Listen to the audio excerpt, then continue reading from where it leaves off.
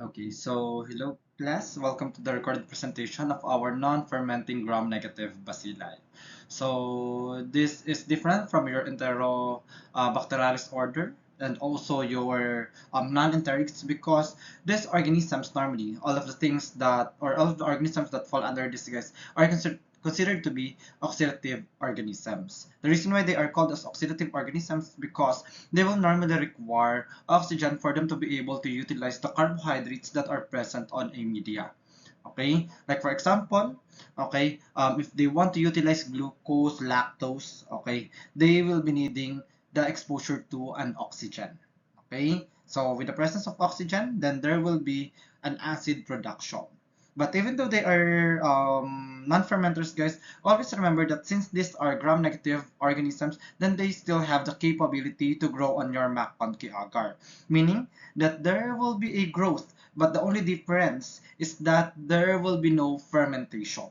Okay, there's no color change, which is pink, diba? That is our expected colony formation when we are trying to grow on a McConkey. But instead, for this non-fermenting, they will normally show us other pigmentations, meaning they will show you other colors, guys, because normally they are pigmented organisms.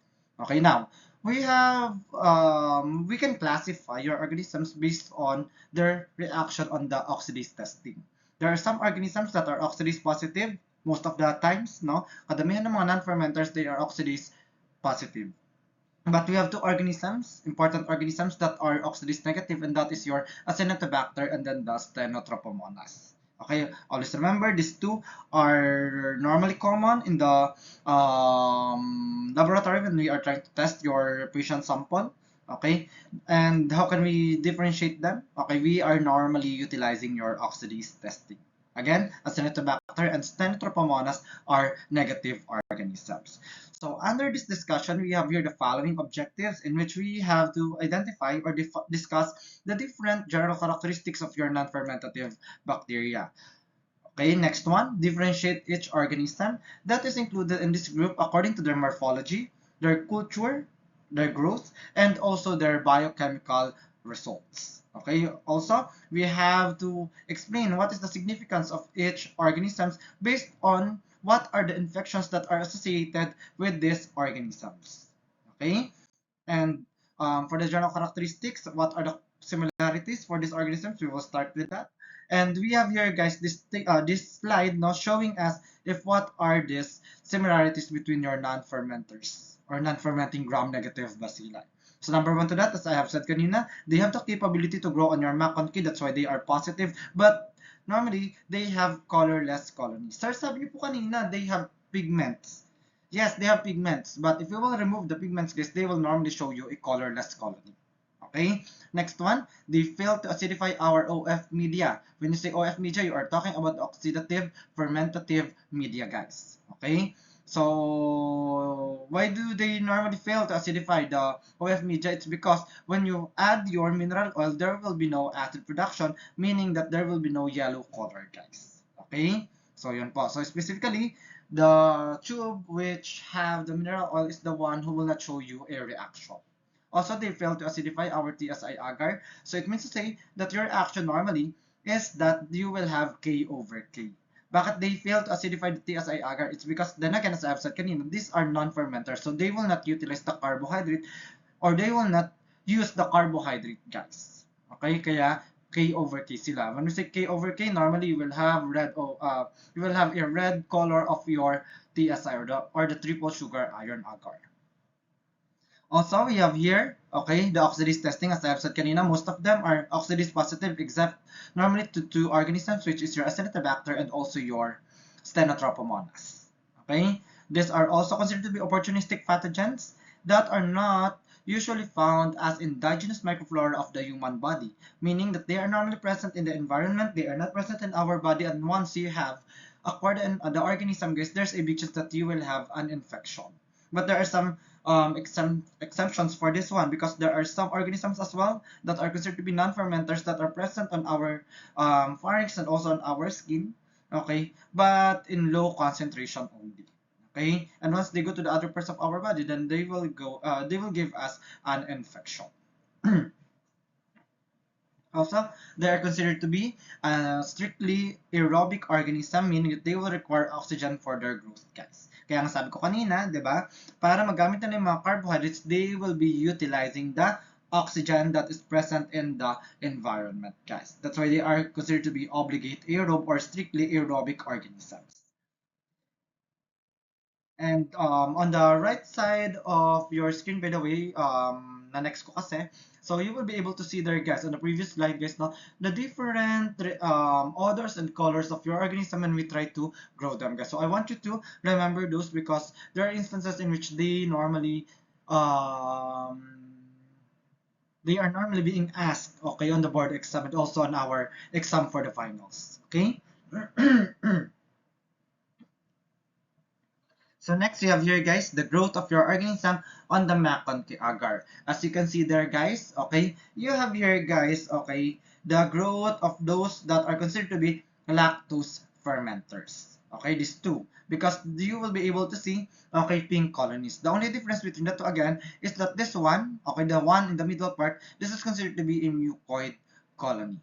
Okay, and this one, guys, is a dry colony. So normally the one who shows us the mucoid colony, guys, are those with capsule. Okay, but since this show us a pink colony, so this is for your Enterobacterialis group or order rather, and for your non-fermenters, guys, this the first one on the left side, guys, that is the growth of your organism. Normally they are colorless, guys. On the EMB, there are also instances in which they will be able to grow, and they will also show you a colorless colony. Okay, for this one, for our EMB, this is EMB kasi yung the plate on the right side, guys, no? So what is the positive result for your EMB? Normally that is what? A blue-black color, guys. And there are also instances in which some organisms, they will show you a greenish metallic sheen. And an example of this one is the E. coli. But if you will try to look at the border of your growth, guys, no, you will be able to see there the blue-black. So, wag kayo malilito. Baka sabihin nyo, sir, hindi po ba ang positive result for the EMB is greenish metallic sheen?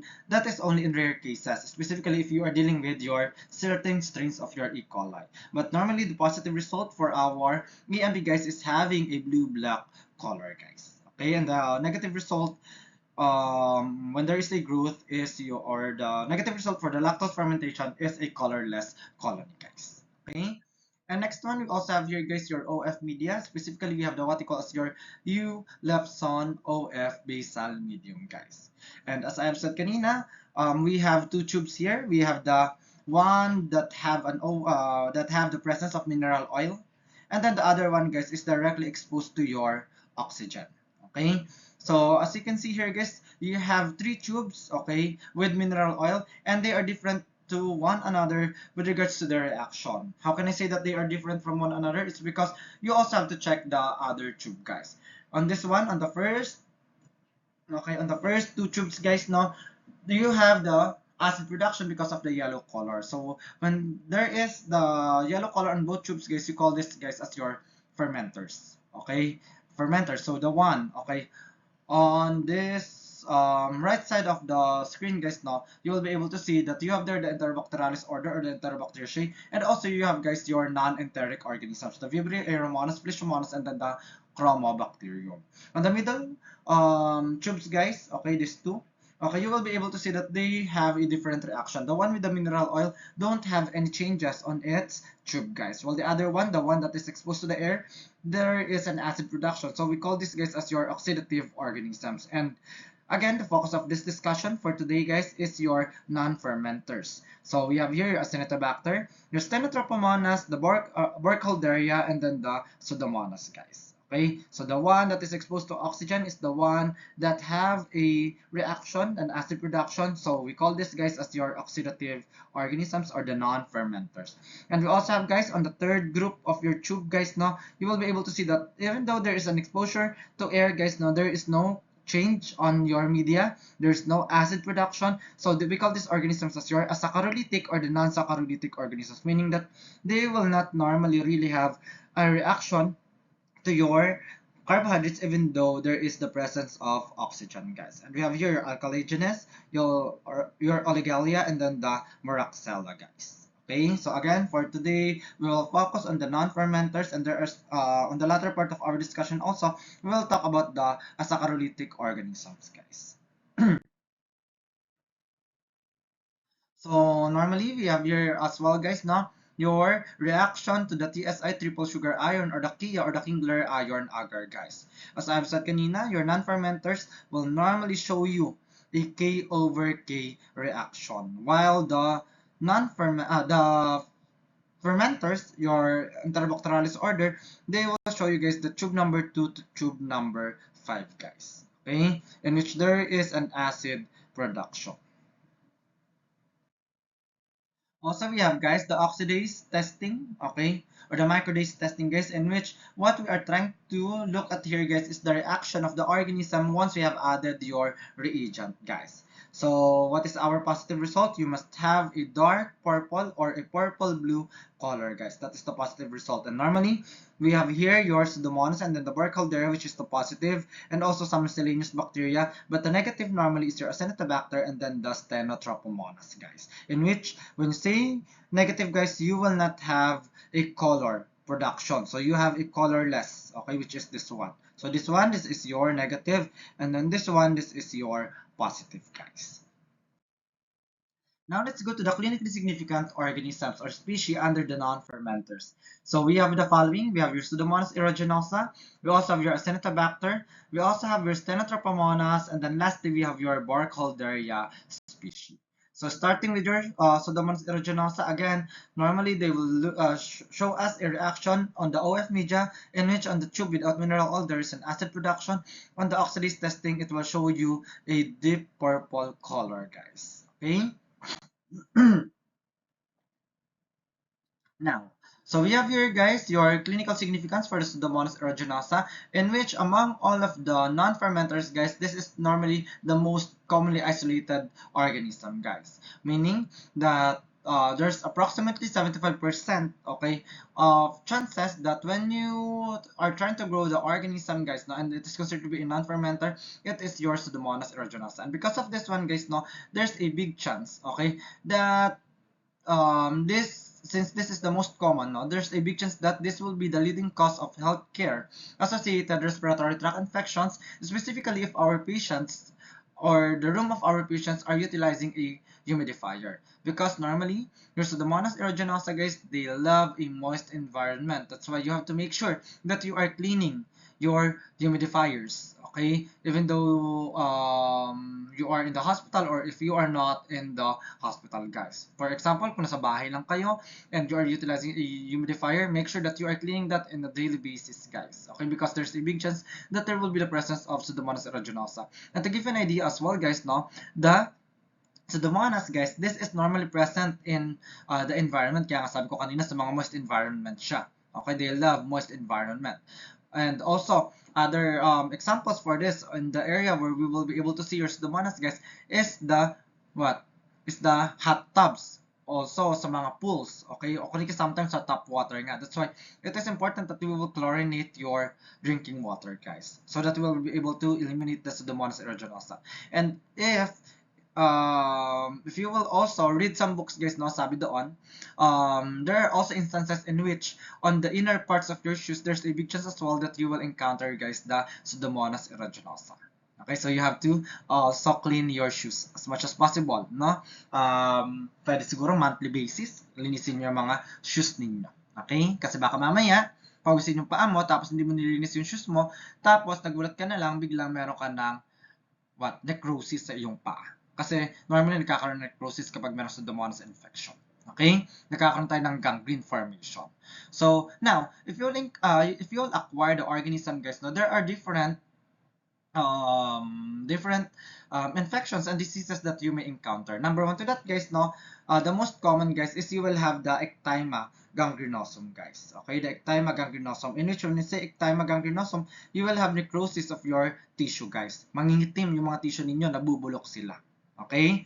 And also, once there is ecthyma gangrenosum, okay, there will also be bacteremia. When you say bacteremia, then the organism are able now to go to your to your circulation, sa bloodstream natin.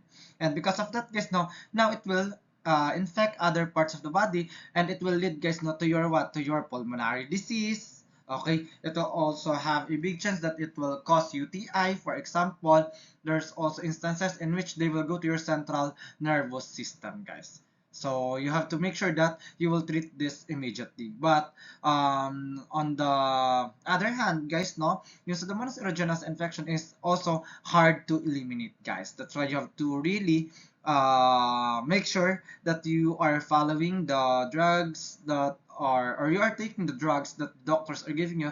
It's because kapag naging resistant pa yung ating Pseudomonas aeruginosa, then you will have a hard time eliminating them.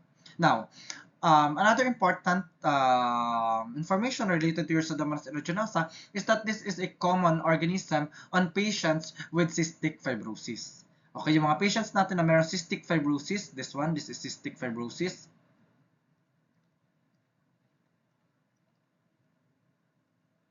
Okay, this organism is normally present on them. It's because patients with cystic fibrosis normally have a weakened respiratory system.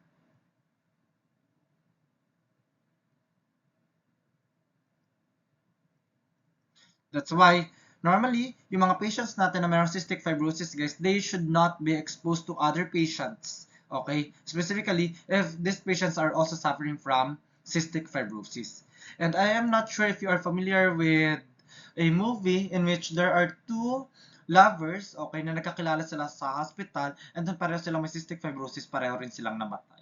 Kasi nga, pinagbabawal yun, guys, na mag-kiss yung mga merong cystic fibrosis kasi pwede maipasa yung infection from one patient to another. So, yun siya. So, droplet transmission. So, yeah. Ang ending nun, guys, is ma-infect yung kanilang respiratory system, guys. Diba? So, you have to be extra careful. And other than that, sabi ko kanina, yung ating Pseudomonas aeruginosa, common to sa mga, sa mga pools, sa mga hot tubs. That's why, sometimes, guys, no, ang tawag natin dito is the jacuzzi or the hot tub syndrome, guys. Okay, the hot tub syndrome, in which later on I will show you an example in which anong mangyayari dyan. Normally magkakaroon ka, guys, ng mga rashes, and then eventually if you will not treat them immediately, ayun na nga, magkakaroon kayo ng necrosis, guys. So necrotizing rashes, guys. Okay, so yun po. Kaya ayun, yung mga mahilig maligo sa mga pools, public pools, guys, you have to be extra careful. You have to clean yourselves properly once you have finished, okay, your swimming, guys, as much as possible. Okay? And also, sabi dyan, guys, no, the Pseudomonas aeruginosa have the capability to create biofilm. When say biofilm, guys, tandaan ninyo, nagkakaroon tayo ng ng mga mucoid surfaces. One of the things that you have to make sure, to check, guys, no, is kapag nagkakaroon na ng mga mucoid or slimy area, guys, dun sa inyong mga humidifiers, sa mga baso, for example, or sa mga tumblers, ayun, guys, there's a big chance, guys, na meron ng organism yan. So, ilinis nyo na, baka mamaya Pseudomonas aeruginosa pa yan. Tapos, ang ending is, meron kang weakened immune system, then there's a big chance na kumalat yung Pseudomonas aeruginosa sa katawan mo. And what is responsible for the biofilm production? That is the alginate, and also, guys, the the capsule of the organism. Okay, so yun po. So, specifically, the patient with cystic fibrosis is the one that should be careful with the biofilm production. It's because it will lead to serious infection, guys. Okay? So, yun. So, sabi dyan, the reason why Pseudomonas aeruginosa is also hard to eliminate is because it has something to do with the ability of the organism to survive with the harsh environments. And because of the survival of the organism to harsh environments, then they will have the what you call, guys, as your intrinsic resistance. When you say intrinsic resistance, guys, there's a chance that your organism will have the what you call, guys, as your As your efflux pump. Okay, so tandaan natin, no? Bakit nagkakaroon ng resistance yung mga Pseudomonas aeruginosa? Or normally, lahat nga ng non-fermenters natin, guys, meron ito. Meron silang intrinsic resistance. So, it has something to do with the efflux pump. When you say efflux pump, okay, wait lang, baka mamaya may magtanong, sir, ano yung spelling ng efflux pump? Actually, nasa ibang slide din naman to, guys. Efflux pump. Okay? So, what do you mean by efflux pump? Meaning that the antibiotic can go inside your organism, and then eventually, guys, they will just remove that from the organism. So, ibig sabihin, in Tagalog, niluluwa ng organism, ng bacteria, guys, yung mga antibiotic, guys. That is a flux form po. Again, the antibiotic will be able to enter on the cell wall of your organism, but the organism will, will remove the antibiotic. So, isusuka lang nila yung mga antibiotics. Kaya mahirap silang patayin, guys. Okay? And next one, this is an example, guys, of the jacuzzi or the hot tub syndrome, or the what you call, guys, no, as your hot tub rashes. So pagkatapos mong maligo, guys, no, sa isang hot tub, sa swimming pool, magugulat ka na lang eventually after quite some time biglang nagkakaroon ka ng mga rashes. So kapag hindi nyo tinreat to, guys, anong mangyayari sa'yo? Magkakaroon ka ng ecthyma gangrenosum.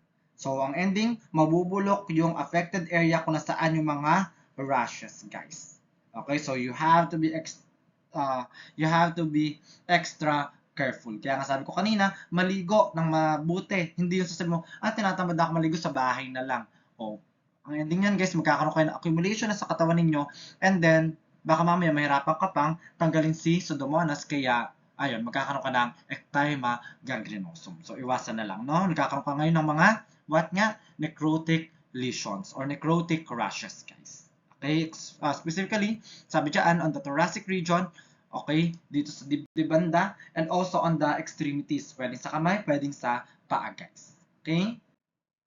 And then we also have here, guys, the virulence factor for our for our Pseudomonas aeruginosa, rather. Okay? So we have here, number 1 to that, we have your exotoxins, protease, hemolysins, lecithinase, elastase, and then the DNAs. And also we have the what you call, guys, as your exotoxin A, in which this is considered to be the most important exotoxin because it has the capability to block your protein synthesis. Okay, it blocks the protein synthesis. Kaya ang ending, it will eventually, no, yung mga infected area, nagkakaroon nga, guys, hindi sila gumagaling, tapos nabubulok sila. It's because of the exotoxin A, guys. Okay? And then you also have, guys, your, ito naman, endotoxin. It's because of the presence of the lipopolysaccharide, normal present yan sa lahat ng gram-negative bacilli. We also have motility, villi, and then the capsule, guys. Okay, so normally, since nabanggit na dito yung motility, what type of flagella does the organism have? Normally, they have a tuft, okay, of flagella on one side of the organism. So, ang ending, ibig sabihin nun, meron kayong amphitrichus flagella. Okay?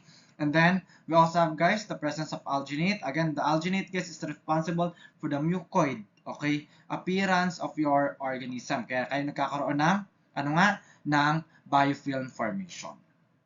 And then, also, on the right side of your screen, guys, you will be able to see a lot of virulence factor there. Okay, lahat ng mga bilanggit natin kanina. And then, what is their function? But the similarities here, guys, is that they have cytotoxicity. Okay? So, other than that, guys, tandaan natin, no, yung, sige, isa-isa na lang natin. Anong ginagawa ng protease, guys? Normally, it will just, neutralize, guys, the protein present on the body of our patient, kaya ang ending is nasisira yung ating protein, guys. That is the protease. Hemolysin responsible for the hemolysis, okay, of our red cells or yung mga body cells natin, okay. Lecithinase, that is normally responsible for the destruction, okay, or to destroy the tissues, okay, the tissues of the infected individuals. And also, normally, the lecithinase also helps the hemolysins, no, to destroy din, guys, yung ating mga red blood cells po. Okay?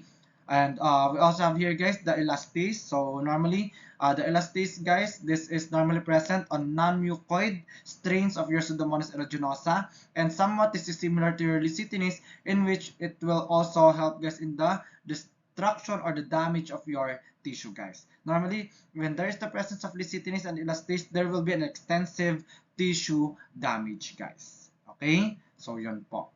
And then, next one, we have here, guys, the identifying characteristics of your Pseudomonas aeruginosa. Okay? So, as I have said kanina, they are strictly aerobic organism, meaning that they will require oxygen for their growth. They are pigmented. Okay, later on I will show you the 4 pigments related to your Pseudomonas aeruginosa. And also, they have a fruity odor, normally a grape-like or corn tortilla odor, and it has something to do with the 2-amino acetophenone that is present on your Pseudomonas aeruginosa, and the one that is responsible for the grape-like or corn tortilla-like odor. Okay. We also have the Pseudomonas aeruginosa is considered to be mesophilic organism because it also have the capability to grow at higher temperature, not only at 37 degrees Celsius, but also at 42 degrees Celsius, guys. Again, mesophilic organism. Okay. And then we also have here the ability of the organism to grow on your citramide agar. For the citramide agar, this is normally used by your organism just as a carbon source. Okay, so since this is a carbon source, what is our positive result here for the citramide agar? Normally, you will have a blue color. Okay, because of the bromthymol blue. So ang ending, yung inyong media from green, it will become blue. Okay, so that is a positive result for the utilization of the carbon, guys. And then acetamide positive as well, guys. Okay, acetamide positive. So the one on your right side or right corner of your screen, guys, you will be able to see here, guys, the different growth of your organism. For the figure 21.3, this is your Pseudomonas stutzeri, in which it will show you, okay, a pigmentation in which you will have here, sabi dyan, guys, no, on 5% ship's blood agar, you will have, okay, you will have a cream colored colony, okay, and it means to say that the Pseudomonas stutzeri also have a pigmentation because of the cream color, guys. On the figure 21.5, guys, you have here the Pseudomonas aeruginosa, on your Mac Conti agar, and then on your Meller Hinton agar, in which nagkakaroon kayo, guys, ng parang blue color or blue-green color, guys, because of the piocyanin, guys. You also have here, guys, Pseudomonas aeruginosa on your blood agar plate, guys. Okay, on the blood agar plate, in which kung makikita ninyo yung quadrant 1 and then the quadrant 2 up to quadrant 3, guys, no, meron kayong parang mga dark color dyan, guys. It's because of the pigmentation as well that is being created by the Pseudomonas aeruginosa. Okay, but if you will try to look at the bottom part of this media, guys, you will be able to see that the organism, guys, no, is normally having a hemolysis, guys. Okay, there is a hemolysis. So now, what are the pigments related to your Pseudomonas aeruginosa? So we have here the pyverdine, in which it is responsible for the yellow-green or yellow-brown color. And we also have here, guys, now it is not only specific for your Pseudomonas aeruginosa, you also have your Pseudomonas fluorescens and then the Putida. And how can we separate your organism? Okay, the aeruginosa and then the fluorescence and Putida. Normally, your fluorescence and the Putida, guys, no, they love colder environment, guys. Okay, so normally at 4 degrees Celsius or at refrigerator temperature 2 to 8 degrees Celsius, okay, there's a big chance na nagkakaroon kayo ng green color, okay? So, expect nyo, guys, na fluorescence yan or Putida. So, kaya nga, normally, itong dalawang to ang na-encounter natin sa mga blood bags, guys. Okay, pero there's also a chance na pwede natin makita si Pseudomonas aeruginosa. Okay? Pero in rare cases only. Most of the time, fluorescence and then the Putida, guys. Okay? And then the piocyanin. This is for the blue color. Pyurobi naman, guys, para sa red color. And then the pyomelanin naman, guys, no, para sa brown or black color. And kanina nabanggit natin sa Pseudomonas stutzeri, no, guys, kung makikita ninyo or maalala ninyo, no, ayan. So, may pagka-brownish color yung kanyang colony. So, it is not only specific for your Pseudomonas aeruginosa but also for your stutzeri. Okay? And on the right side of your screen, guys, you will be able to see there, guys, the pigmentation on what? On a media. Okay? So, this is a tryptic soy agar, guys. Okay? So, nabanggit ko na kanina, guys, no? Ulitin natin. Si fluorescence and Putida, normally nakita natin sa mga blood bags. That's why it is normally associated to what? To transfusion septicemia, guys. Transfusion-associated septicemia, that is your fluorescence and then the Putida. Rare cases lang po si aeruginosa.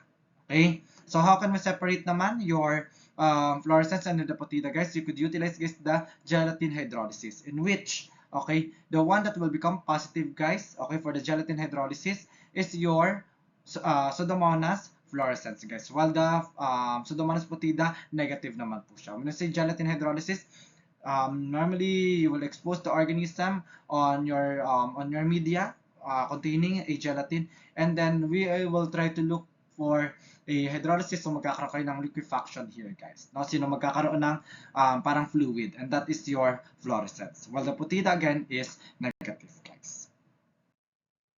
And then, we also have here, guys, the pigmentation of your Pseudomonas aeruginosa. Nabanggit na rin natin to kanina sa previous slide, guys, no? In which you will be able to see, on this example, guys, you have a bluish-green colors. It means to say that you have the presence of, ano nga yun, pycine and pyverdine, guys. Okay?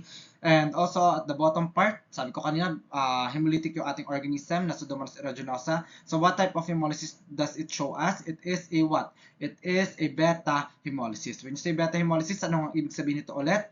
You will have a what? You will have a clearing, okay, or a complete lysis of your red blood cells on your blood agar plate, guys. Okay?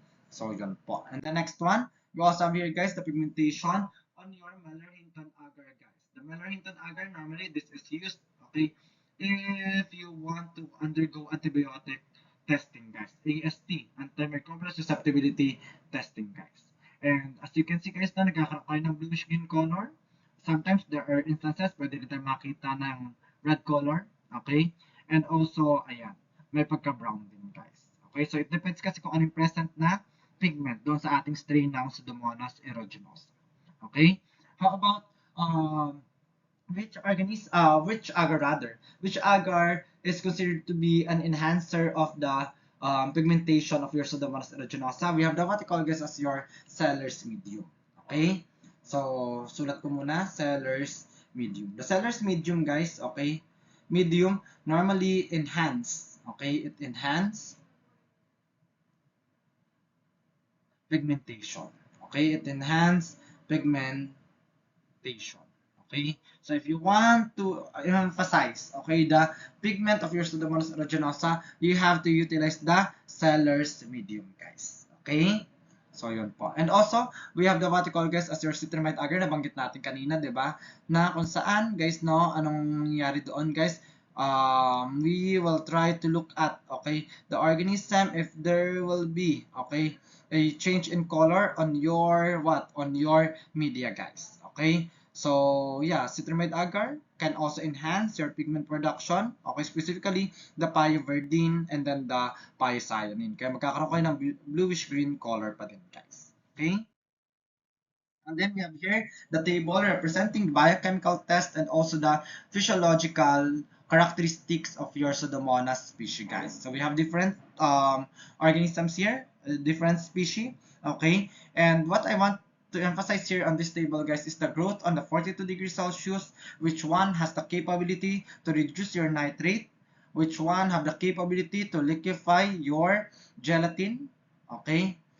And also, nabanggit ko na rin naman dyan kanina, no? Sino nga itong gelatin hydrolysis? Si fluorescence, guys. Andyan siya.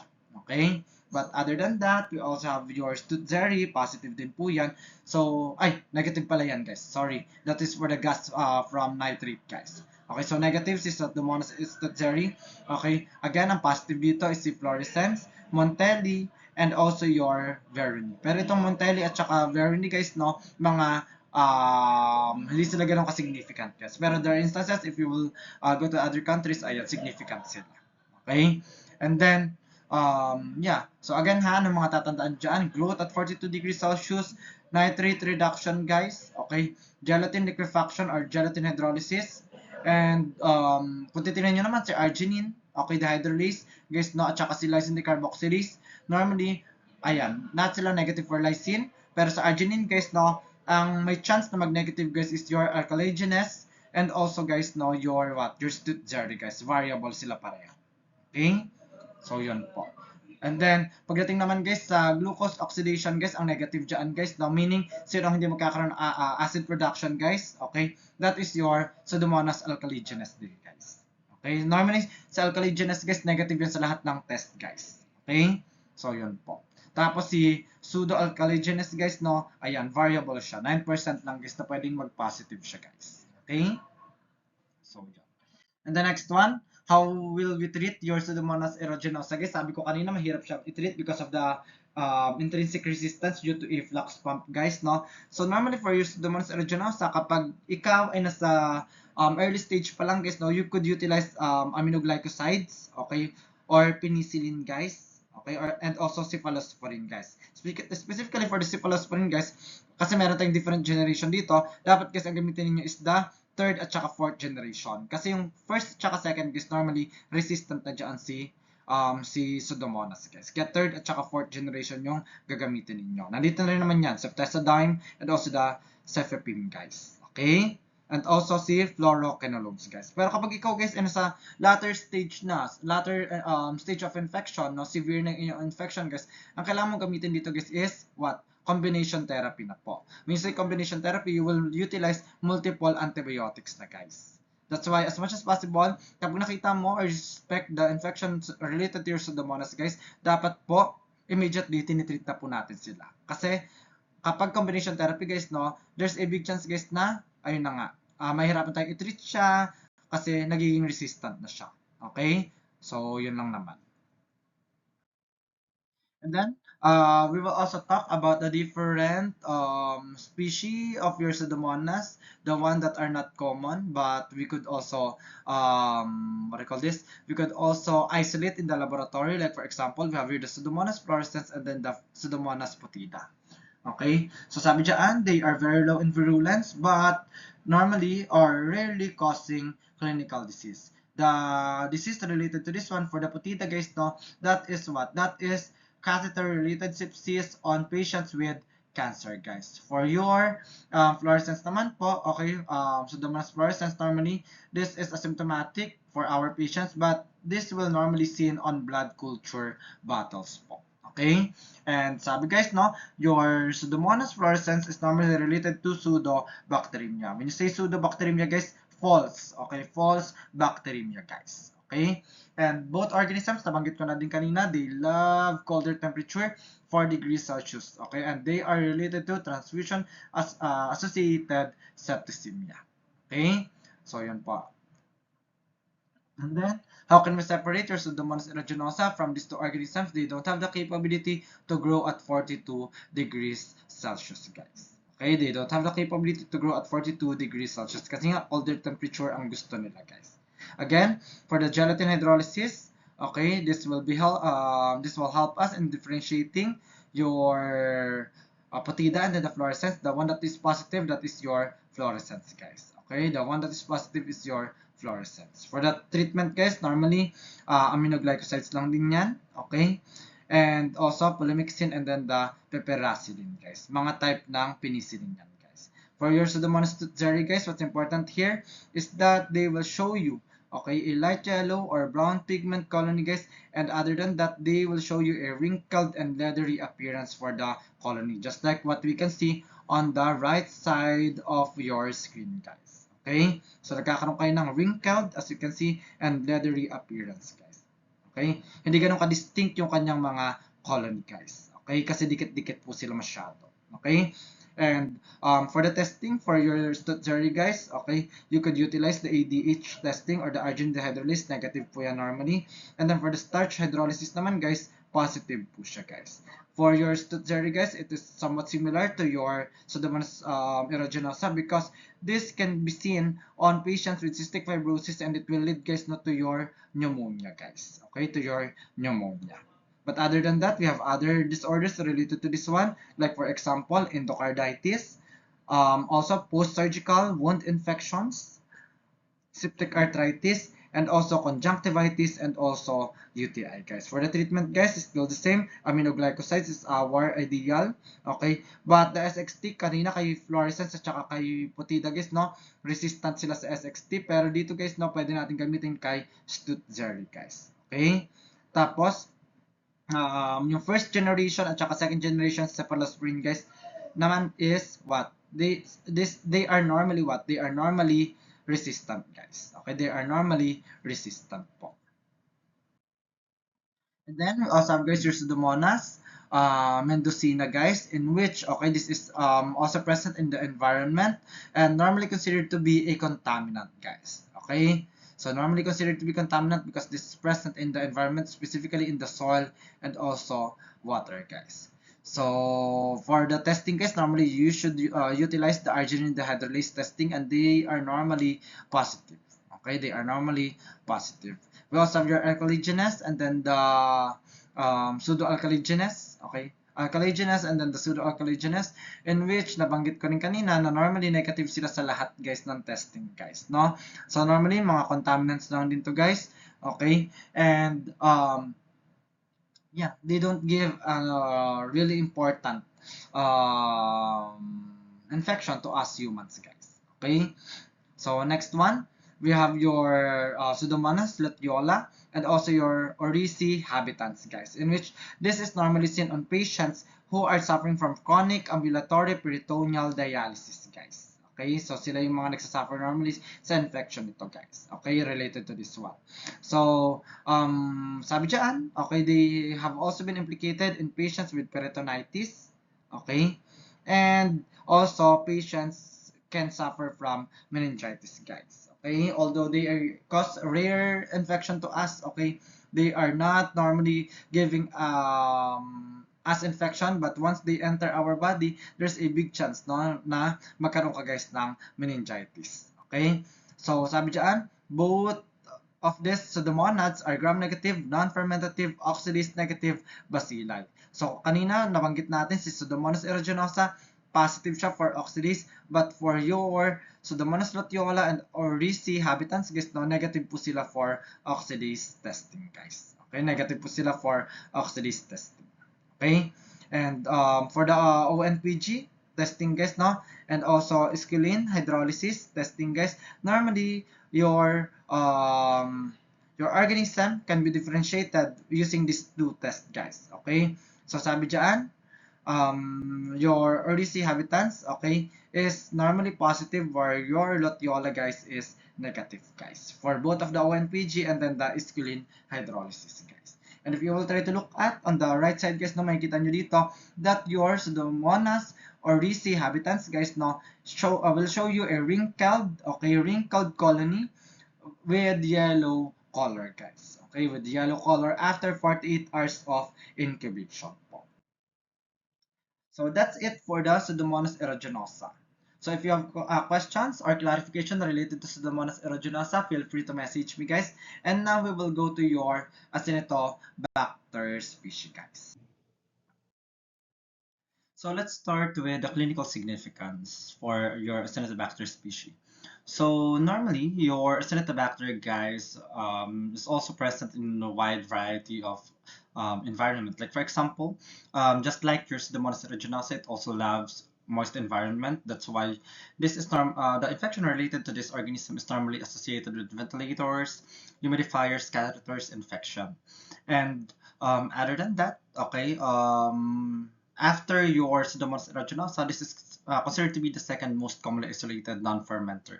And we normally isolate this type of organism for patients who are suffering from burns or trauma, because this organism is normally present in the skin of adult individuals.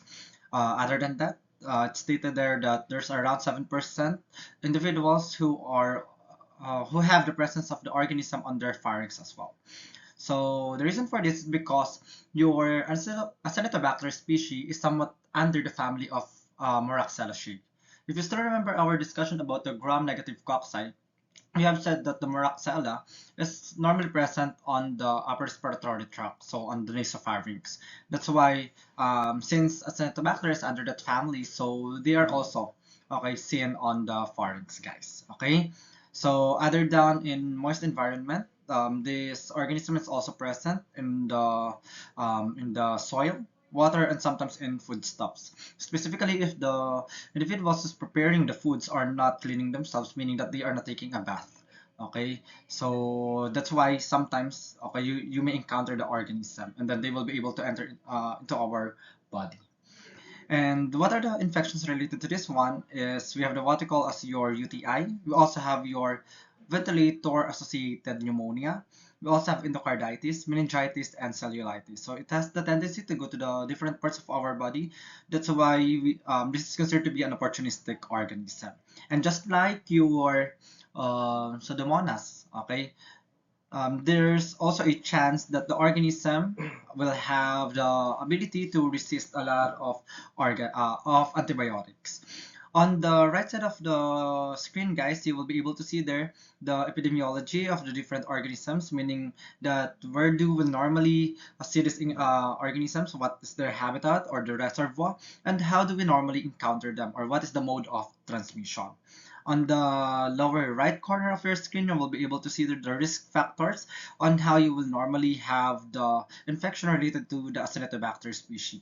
And as I've said kanina, the most common there is the burns and trauma as well. Okay, so now let's go to the identifying characteristics of the organism. So normally we have three distinct species or three important species of your Acinetobacter. Namely, we have your Acinetobacter baumannii, we also have your Acinetobacter lwaffi, and we also have, guys, your Acinetobacter hemolyticus. So the difference between the three is that you have to check, guys, which one is saccharolytic and which one is hemolytic. Like for example, for our Acinetobacter baumannii, normally it have the capability to oxidize your glucose with the presence of oxygen. That's why it is considered to be a saccharolytic organism, meaning that they could what? They could utilize the carbohydrate or the glucose with the help of an oxygen. But if you will try to plant them on your blood agar plate, guys, normally you will not be able to see any hemolysis, guys. So they are considered to be a gamma hemolytic organism because there's no hemolysis. For your Acinetobacter lwaffi, this is a saccharolytic, meaning that this organism or this species don't have the capability to utilize or to oxidize and also ferment your any carbohydrate. Okay, specifically the glucose, guys. Okay, and this is also non-hemolytic, just like your A baumannii. So what's the difference between the two? Is the ability to oxidize your glucose. Okay, and then for our Acinetobacter hemolyticus, okay, so this is also a saccharolytic. Again, it cannot oxidize your glucose, but okay, if you will try to plant them on your blood agar plate, guys, you will be able to see that this is beta hemolytic organisms, guys. Okay, this is a beta hemolytic organism. Now, other than that, also remember, guys, that your Acinetobacter lwaffi, guys, is much less virulent compared to your baumannii and then the hemolyticus. And most of the time, it just indicates, if you will encounter the A. lwaffi, guys, now, it just indicates that there is contamination or also colonization. When we say colonization, always remember that meaning that the organism is just present on that area, guys, but it will not, okay, it will not normally give us an infection. Okay, so on the right side corner of your screen as well, you will be able to see there the pathogenesis and spectrum of diseases.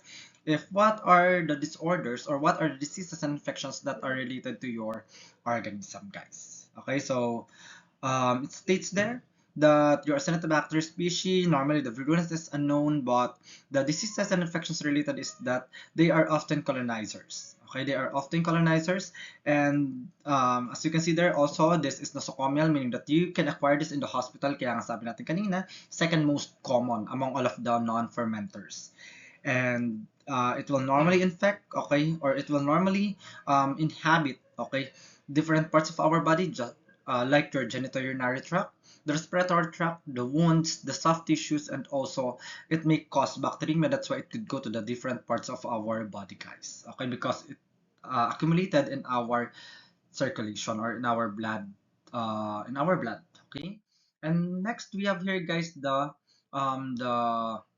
appearance of the organism once we have performed your gram staining, guys. Okay, it will show you a coccobacilli, okay, a plant paired gram negative coccobacilli.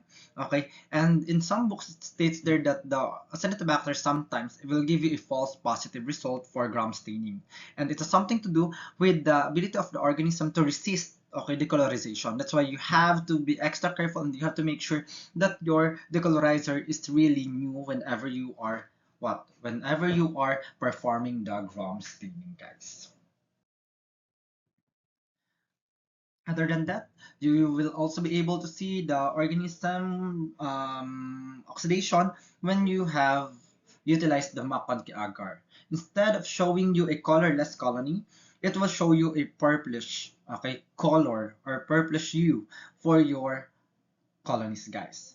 That's why you have to be extra careful. You have to make sure that you are not colorblind because sometimes there are some medtechs that they are reading the Makon kay agar in a fast manner, and they will interpret okay the purple color as pink color, and they will say that that is a lactose fermenter. And as I have said, your Acinetobacter don't have the capability to to ferment your lactose, okay, but they do have the capability to grow on the Makon kay agar, okay.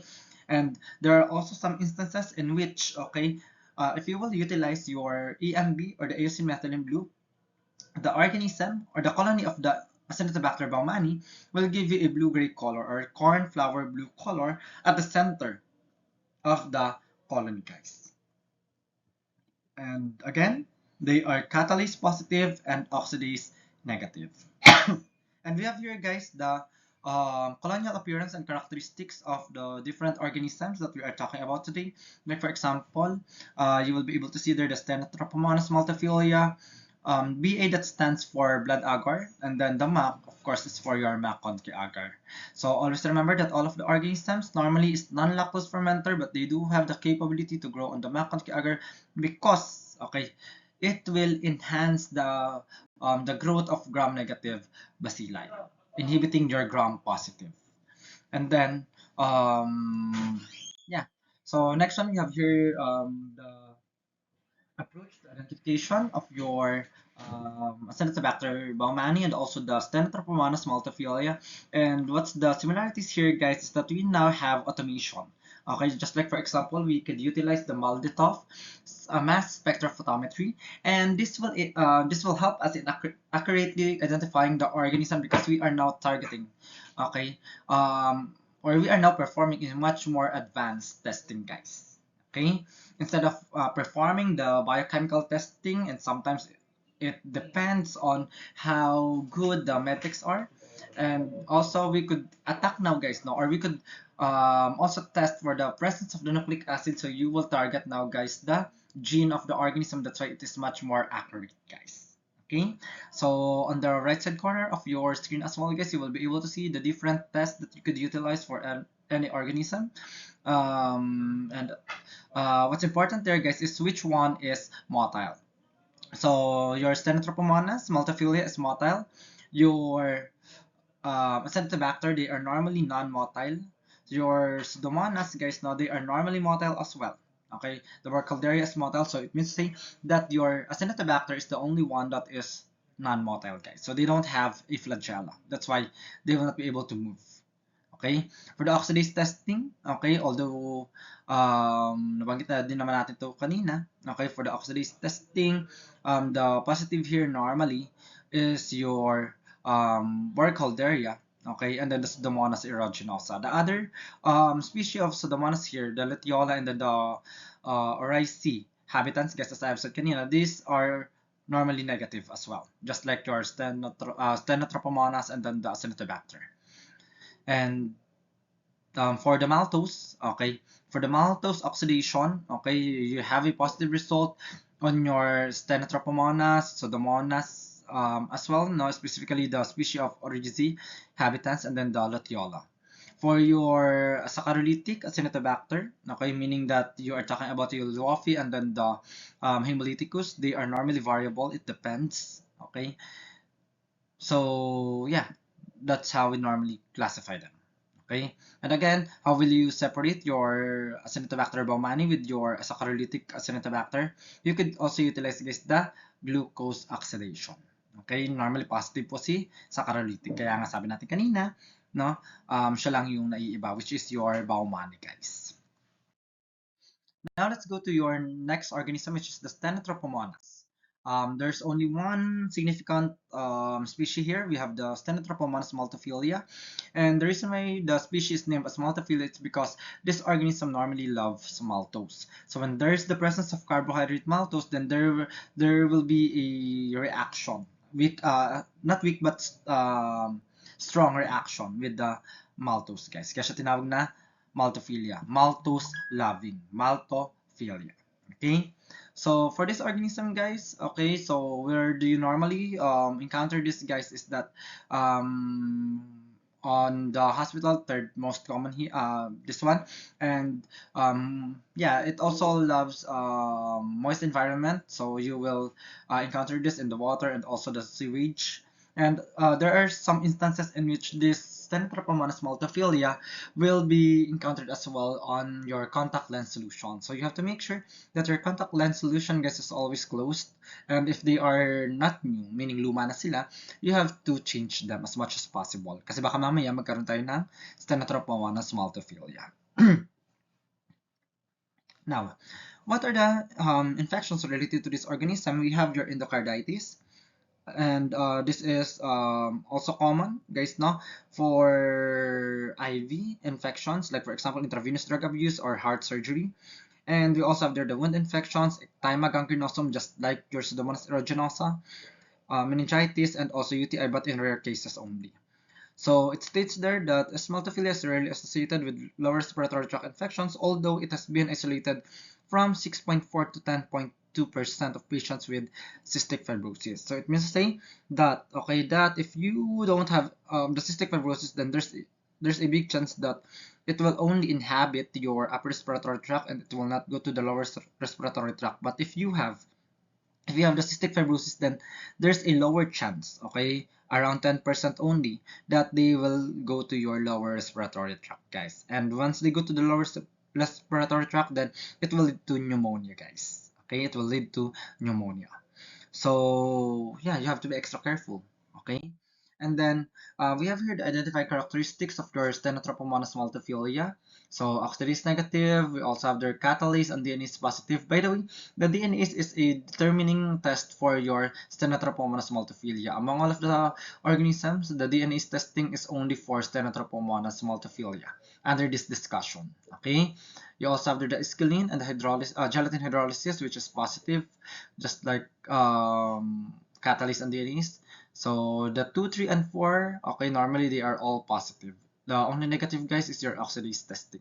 Okay, and then what is the color of the organism? Normally it will give you a lavender green to light purple pigmentation on your BAP, guys, and it will give you an ammonia-like smell, guys. When you say ammonia-like smell, somewhat parang ano ba, para siyang may pagkamapanghe. Okay, may pagka-ammonia yung kanyang odor. Okay, so on the Maconchi, it is normally colorless but with blue color pigmentation. And as I have said kanina, no, it oxidizes maltose, so strong positive siya. But if you will utilize the glucose, then it becomes variable because the reaction is normally weak, guys. Okay, so SXT is our drug of choice for the Stenotrophomonas multifila. Next, for Acinetobacter, guys, non, and also Stenotrophomonas multifila, they are now giving us, or they are now being a concern bacteria because they are resistant. And for your Acinetobacter, we have the what we call as your carbapenem resistant Acinetobacter baumannii. And because of this, guys, no, there are some, okay, there are some patients who will not be able to be cured if you will utilize the carbapenem. There are also some patients who will have the XDR, the extremely drug resistant, because of the presence of a gene known as your AMPC gene, guys. Okay? Kapag may AMPC gene, tandaan ninyo, XDR na yung kanyang classification. So, bakit siya nagkakaroon ng AMPC gene? Anong ginagawa ng AMPC gene rather? What does it do? Is that it will promote the efflux pump. Okay? Meaning, tatanggalin niya yung antibiotic even though nakapasok yan sa cell wall, okay, ilalabas niya yan. That is efflux pump, guys. Okay? But for your Stenotrophomonas multifila, guys, okay, although it exhibits resistance, there are still some antibiotics that you could utilize. Like for example, you have your beta-lactams, cephalosporin, aminoglycosides, and tetracyclines, and also your polymyxin. Okay, so yun po. And then on the right corner, guys, you will be able to see the therapeutic options, meaning what are the antibiotics that you could utilize for the different organisms. You also have there, guys, the validation testing, okay, or validated testing methods. Normally, for that one, ang pinaka-common dyan is your disk diffusion, okay? And then, now let's go to the last clinically significant species, which is your Burkholderia. So we have 4 species that are important. We have your Cephassia, Pseudomalay, Gladuli, and then the Malay, guys. Okay, so among all of these organisms, they are considered to be positive for motility except for one organism, which is your B. Malay. Okay, so there is no polar flagella for that species. Again, sino yun? Burkholderia malay, guys. So, this organism is normally considered to be non-pathogenic, okay? But there's a big chance that if it will not be treated immediately, then it will, what? It will go to your lungs and then it will lead to, of course, lung infection. So, later on, isa-isahin natin yon. May mga iba-iba kasi yung glanders disease, melioidosis, yung mga yan, no? And, now, for our organism Burkholderia, no, this is normally encountered if there is heavy contamination with your medical devices as well. That's why it is important that when the surgical tools has been exposed to the environment or on the floor, guys, you will you will not utilize them, or you will will discard them as much as possible. Why? Because these organisms, okay, why these organisms, guys? It's because this Burkholderia normally is considered to be a potential bioterrorism agent. Why is it that they are considered to be potential bioterrorism agents? Because there's a chance that specifically the Malay, guys, no, there's no scent for this one. There's no odor. So, kala mo, pinaprank ka lang, no? Nakatanggap ka ng sobre, yung pala meron ng Burkholderia malay, tapos after quite some time, biglang magkakaroon ka, guys, ng lung disease, which is the glanders disease. Okay, so you have to be extra careful. So now let's go to your Burkholderia fascia. You can see here, guys, okay, that some patients, okay, will suffer from pneumonia, specifically those with cystic fibrosis and also CGD, or the chronic granulomatous disease. So meaning that they will go to your lower respiratory tract, and what will happen there is that there will be an accumulation of the organism leading to pneumonia. So where do you normally get the Burkholderia fascia? On irrigation fluids, on anesthetics, nebulizers, detergents, and disinfectants. So why is it that the detergents and disinfectants is included here? Because they normally resist, okay, yung mga detergents at saka disinfectants. So for us to be able to eliminate this, you have to You have to autoclave your tools, or also you could utilize the UV.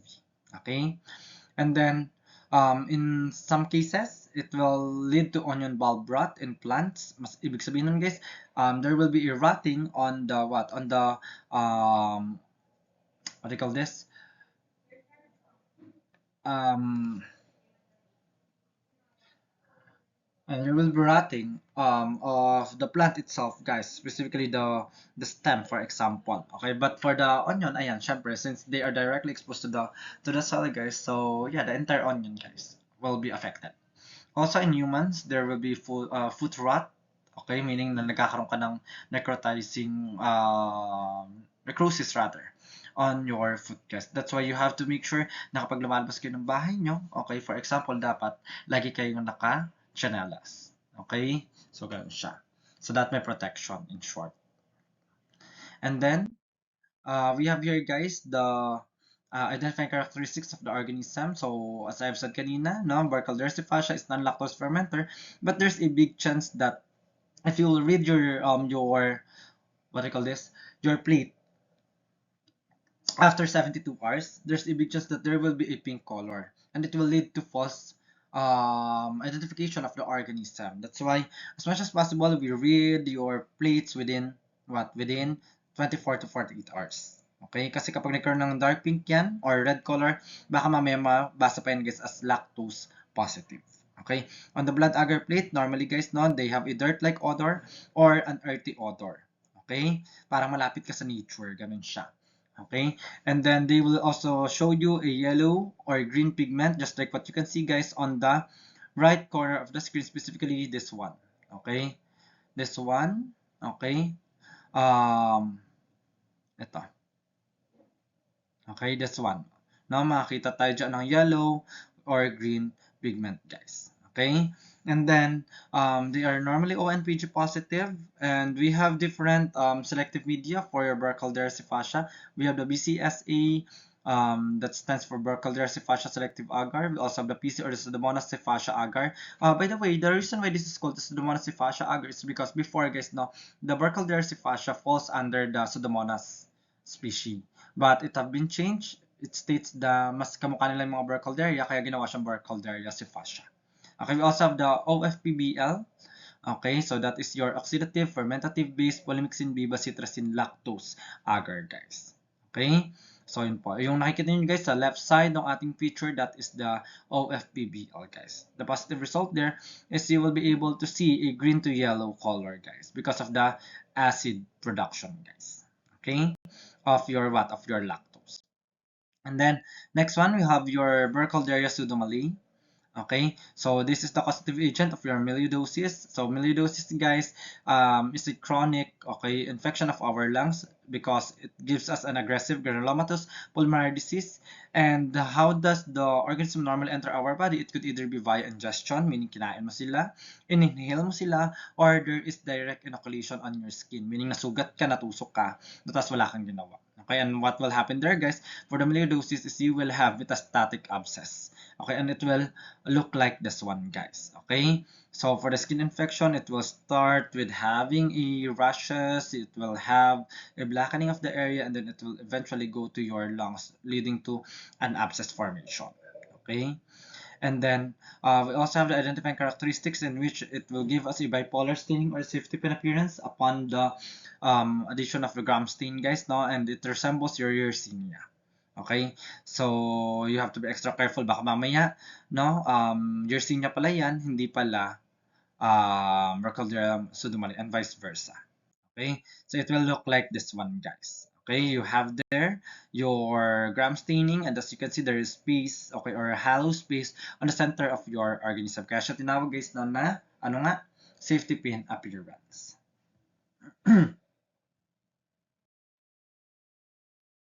Next one, we have your smooth to wrinkled colonies in blood agar plate.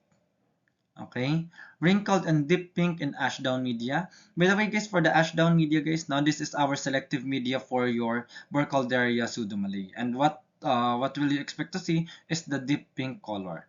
By the way, why is it called as a selective medium? It's because, guys, now it have the presence of colistin in which it will inhibit the growth of other organisms. Okay, that's why it will only grow your Burkholderia pseudomallei po. And also, be extra careful with this organism, guys, because, no, sabi ko kanina, the Mali and now include also the Pseudomallei, the difference between that is that these have an earthy odor, no? Pero this can also be considered as a potential bioterrorism agent. Okay, that's why if you suspect that the organism is Burkholderia, guys, now you have to make sure that you will be utilizing the, what nga? The biosafety cabinet, guys. Okay, so sniffing is discouraged as much as possible. And we have some treatment here. We have your SXT, okay, the chloramphenicol, tetracycline, penicillin, ceftazidime, guys. Ceftazidime is a third and fourth generation, okay, ciprofloxacin, guys. Okay, before I end our discussion for the Burkholderia pseudomallei, by the way, guys, you have to remember that this organism, guys, is considered to be the Vietnamese time bomb. So, sa Vietnam, unang na-discover tong organism na to. Why? Because sa mga farmers, no, siya na-encounter, and also yung mga, during the war, no, yung mga taga-US, yung mga Marines na pumunta doon, guys, is na-acquire din nila yung organism. Kaya siya tinawag na Vietnamese time bomb. Okay? And then, in what area do you normally get this, guys, no, is on muddy soils, okay, and rice paddies. Kaya sa mga farmers siya normally na what? Na isolate, guys. Okay? Because they could inhale the debris, okay, of the organism, guys. And there's also some instances kapag nagkakaroon sila ng sugat, of course, there will be direct inoculation. So this is how it will look like for our organism on your ashdown media, on the McConkey agar, okay, and also on your blood agar plate, guys. Okay, so ulitin natin for the ashdown media, this is your selective medium. Okay, and what will you be able to see is a dry, wrinkled, and deep pink color organism. Next, we have your Burkholderia mali. Okay, so this is the causative agent of the glanders disease, in which when you say glanders disease, this is a zoonotic infection, meaning na nakita lang to sa mga hayop, guys, specifically horses, mules, and donkeys. But we humans, guys, are considered to be an accidental host, specifically to those individuals who is catering to these types of animals. So as I have said kanina, there is no distinct odor for this organism. That's why it is a potential bioterrorism agent, guys. No? And what will happen to you once you acquire this? You will have a severe local, suppurative, or acute pulmonary infection po. Okay? And again, nabanggit ko rin kanina, non-motile tong organism na to. Okay? So, yeah, that's why, yeah, medyo, ano ba, medyo mahirap siya. Okay? Medyo mahirap siyang ma-identify because of that. Okay? And then, next one, we have here the table, okay, showing you the biochemical and physiological characteristics of your Burkholderia species, guys. So you have there the Cephassia, the Mali, and then the Pseudomallei. Okay, so as you can see, the growth at 42 degrees Celsius is only positive for Pseudomallei, while your Mali and then the Cephassia, guys, no, they are normally negative. Okay, for the nitrate, okay, the negative one for that, or the variable, there are instances na nagpa-positive, that is your Cephassia. And then you also have to check this, no, the arginine dehydrolase, kasi ang negative dyan is si Cephassia lang din. Okay? Yun po.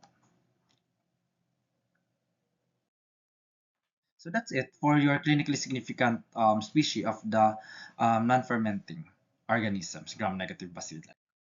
Now let's go to the miscellaneous organisms. So number one to this, yung mga non-saccharolytic natin, we have here your Alkaligenes fecalis, in which this is normally seen in the moist environment, and it will show you a alpha hemolysis with fruity odor that resembles your apple or strawberry small, guys. Okay, so when you try to grow them, normally they have a feathery edge. Okay, so meaning kung iba wrinkled sa kanya feathery edge, so may pagka-smooth siya, guys. Okay, and the reason why, it's because of the Peritrichus flagella that you have. Instead of Amphitrichus, guys, no, Peritrichus po si Alkaligenes fecalis. So what are the biochemical testing that will give you a positive result? We have here your salt tolerance test utilizing your 6.5 NaCl broth. You also have your oxidase testing, and then the catalase testing, guys. We have also your Oligalia, in which normally, okay, we have two important species here. We have the Urethralis and then the Ureolytica. Okay, and how can you separate that two is that the Ureolytica, guys, is positive for motility and then the urease testing. While the Urethralis, guys, no, is negative for both of the tests or both of the characterization. Okay, and once you have encountered this, guys, now this oligalia, okay, what will happen to you is that it will colonize your distal urethra, and it may cause, okay, a serious or active infection. Why serious? Because ang ending nito, guys, is you may suffer from severe UTI, guys. Okay, and this organism don't have the capability to grow on your MAC conky agar, although it is a gram-negative bacilli. Also, we have, guys, now your Moraxella lacunata, in which this is normally related to catarrhal conjunctivitis or angular conjunctivitis, or in short case, pwede maapektuhan yung mata natin, and it will lead to sore eyes. Okay? Conjunctivitis. And then, so the catarrhal conjunctivitis, guys, or the angular conjunctivitis is normally seen on children, young children, no? Because this organism is also taken from the environment, specifically in soil, guys. Okay, that's why if you have younger siblings, okay, you have to make sure na nililinis nyo yung kamay ng mga kapatid ninyo. Okay, para hindi, okay, kaya pag humawak mo sila sa mata nila is at least malinis, no?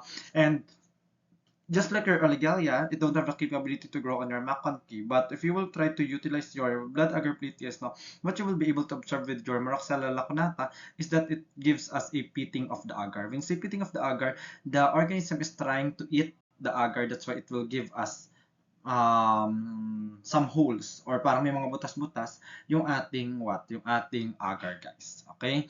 So this is catalase, oxidase, and nitrate reduction positive. Okay? And we also have your Shewanella-Shea. Okay? Correct na lang. That is Shewanella-Shea, guys. Okay, and we have two important species. We have your Shewanella algae and also the Shewanella putrescens. Okay, so it states there that this organism is normally encountered from patients who is suffering from abscess and also traumatic ulcers. But other than that, we also have your otitis media, the ocular infection, osteomyelitis, peritonitis, and septicemia. Okay, there's a big chance that when you encounter the Shewanella, they will give you a mixed culture, meaning that there will be a lot of organisms, and you have to really make sure that you will only get the Shwanella. And normally, this organism, guys, no other than, okay, the abscess and traumatic ulcers, how can our patients get this is if they have been exposed to stagnant waters, to specifically the Shwanella, okay, Shwanella putrescens, guys. To give you an idea, there is a news related to a person who's been on vacation somewhere here in Southeast Asia. Okay, and what happened to that Western individual is nag-undergo siya, guys, ng fish spa. Okay? Tapos, after quite some time, no, after few weeks, okay, nagulat siya bakit nilalagnat siya pawala-wala, tapos biglang babalik, tapos biglang, yeah, lumalala siya ng lumalala. So, upon testing, the doctors were not able to see any problems. But eventually, they were able to to see that the feet of the patient, okay, have some necrosis. And saan nakuha yun ng patient, guys, no? Na-discover nila na nakuha niya yun, guys, kung saan siya nagpa-undergo ng fish spa. So, bakit kaya doon niya nakuha? Because we don't know who is utilizing yung mga fish spa na yan. And hindi naman pinapalitan yung mga tubig dyan, guys. Kaya, I don't encourage you to undergo fish spa. If you want na matry yun, bumili na lang kayo ng isda ninyo. Diba? Para at least maiwasan yung pagkaputol ng paa. Kasi ginawa dun sa patient, guys, is pinutol yung kanyang mga daliri. Okay? Noong una, 3 lang. Tapos after quite some time, after 2 years or 3 years, guys, no, pinutol naman yung remainder ng kanyang mga daliri kasi nagsasuffer pa rin siya sa infection. So just imagine, baka mamaya buong paa yung tanggalin sa inyo. Diba? And the Shwanella-shea, guys, no, is the only species or the only organism under this discussion that is considered to be H2S positive. Okay? So, yun yung pinagkaiba niya dun sa iba. Okay? And also, it loves, okay? It loves what? It loves salt. Kaya may pagka-halophilic tong organism na to. Specifically si Shwanella algae. Okay? Tapos si Shwanella putrescens naman, no?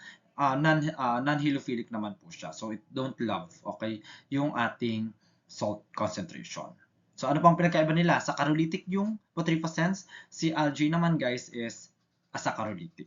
Okay? We also have your Spingomonas. Okay, the Spingomonas, guys, no? We have here your Pauci mobilis. Okay? And just like your Pseudomonas aeruginosa, it can be also taken from water sources, just like the swimming pools.